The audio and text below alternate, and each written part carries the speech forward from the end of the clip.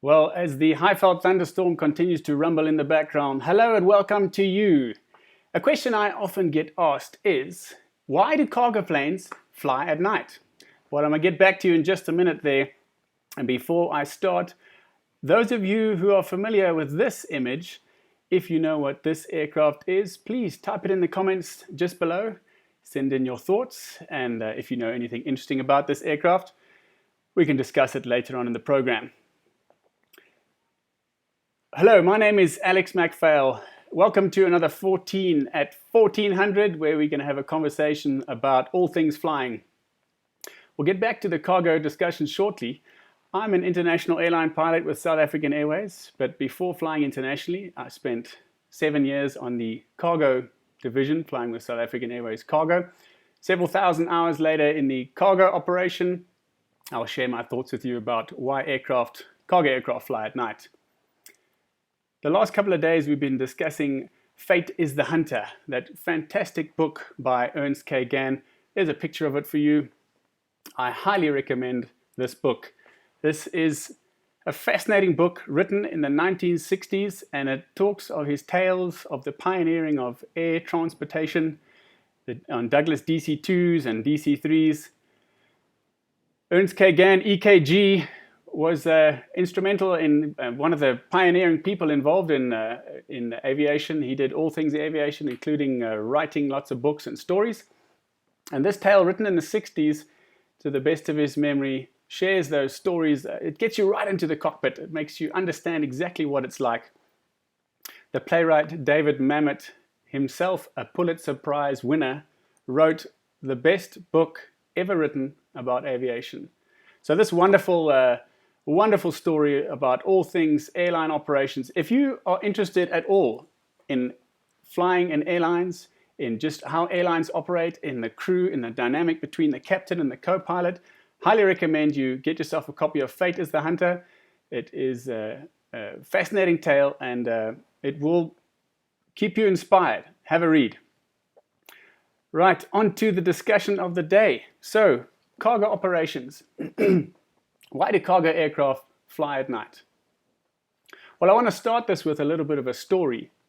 And although today we're in unusual times around the world, let's imagine that you're sitting at home in your house in Durban, and that your mother lives in Cape Town. And as a last-minute idea, you had a thought to send her a parcel which you'd like to receive it overnight. Are you able to send your mother a parcel on air freight overnight that it'll arrive at her house tomorrow morning? Well, let's see how that would look. So you gather the goodies together, you put it in a suitable package, and you contact your local courier company. Now, all cities around the world have many courier companies, and these one of the services they do offer is to come around and collect the parcel.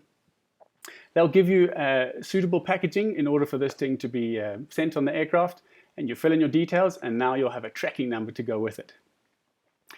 The courier man will put the parcel from you in the van and continue for the rest of the afternoon collecting parcels at various businesses and individuals with parcels just like yours. At the end of the day, that van will end up at the courier warehouse, the central warehouse where they collate all the parcels, and everything that's designated for road freight will be set to one side, and everything that's designated to air freight will be set to the other side. By the end of the evening, the air freight parcels will be put together in batches for the different destinations and taken down to the cargo terminal at Durban's International Airport, King Shaka. It'll be checked in, and a Weibull number will be given to this package, and the package will be piled up together with other packages, and it'll either go into a pallet or onto one of those metal containers which pushes all the bags through onto the aircraft. These containers then get taken into a cargo loader and loaded up in the belly of a cargo aircraft, especially designated and built or re-engineered cargo airplane with a very large cargo door, loaded up full, and that is where the pilots will then operate this cargo aircraft from Durban at around 9 p.m. and make their way through to Johannesburg. Now, when it arrives in Johannesburg, there'll be something in the order of 12 of these containers and various belly freight pallets of cargo that will then resorted in the cargo terminal in Johannesburg now, and all the different packages will go into the different destinations and split out and put onto the correct aircraft. Another set of aircraft are waiting there, and the aircraft are now loaded up once again, and at about 1 o'clock in the morning, the cargo pilots will then get airborne out of Johannesburg and head on down to Cape Town. This will take us to about 3 o'clock in the morning, where once again all the freight will get offloaded and sorted out at the Cape Town cargo terminal. And as you can imagine, the freight forwarding companies, the couriers, are sitting there waiting for this cargo to arrive. And at about 3:30, 4 o'clock, all their designated freight is put into their vans and trucks and taken to their own sorting warehouse once again. This will once again get redistributed all around to the different destinations and the different suburbs around the city. And when the driver arrives at work at 7 o'clock in the morning, he'll pick up his load, put it in his van, and head off down to your mother's house. And at about 10 o'clock in the morning, ding dong, the freight arrives to a smiling mother. All the way through, you could track your freight because the freight forwarding company, the courier company, has given you a tracking number, and you can see what's happening with it. And that is how this complex system of overnight freight can operate. So that brings us back to the question of why is it operating at night?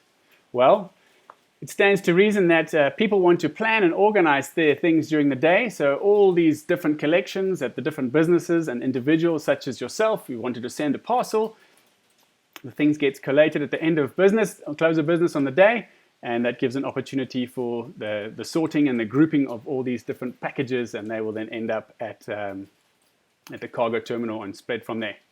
So if you can imagine the country as a whole, South Africa, Johannesburg is the central hub.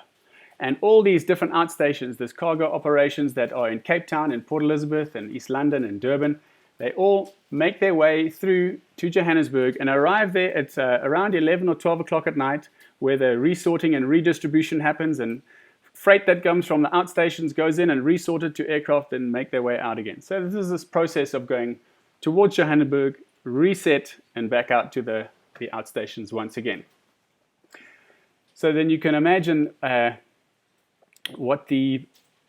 the end of the operation now, arriving in Cape Town so early in the morning, there's a picture of the South African Airways cargo aircraft at shortly before or just at sunrise in East London, picture from several years ago, where the weary pilots will then make their way down to the hotel for a rest. So how do pilots then prepare for this?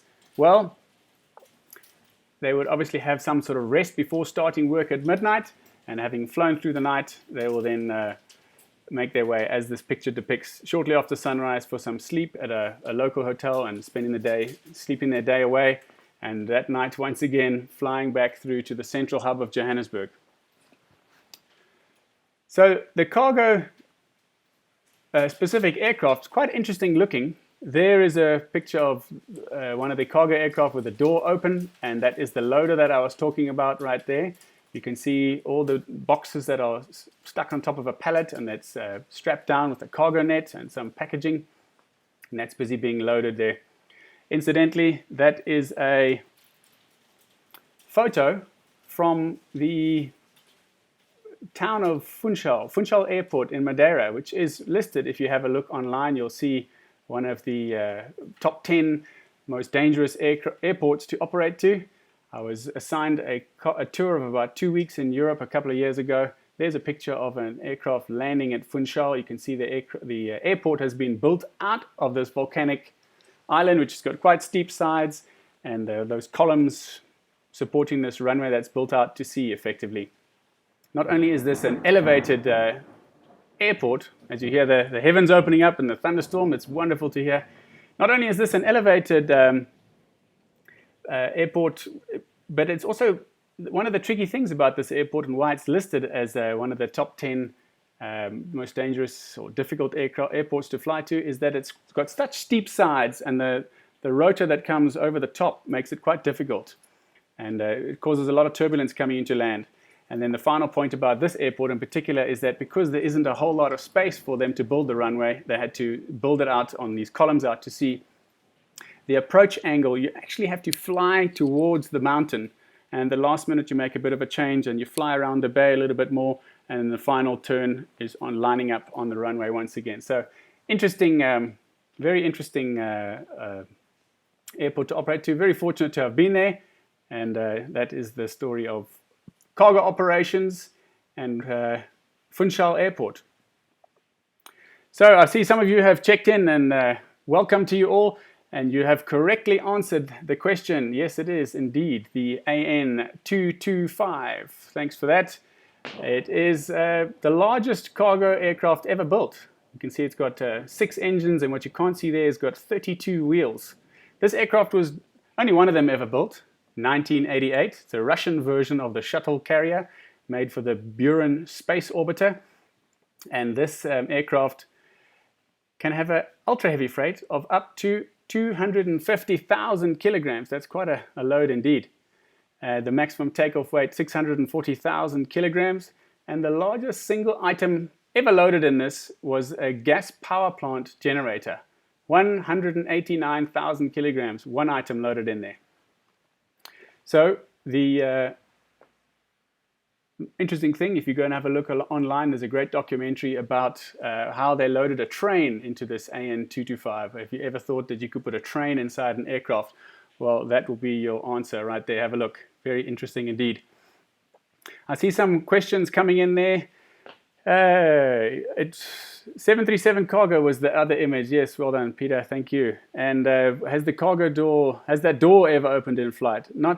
I have not had that experience myself.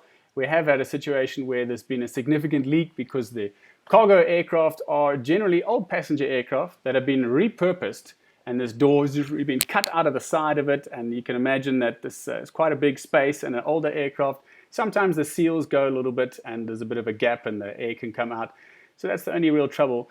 It's such a big door that should that open up in flight, it would make quite an impact on the flying characteristics on the aircraft. I really wouldn't want that to happen.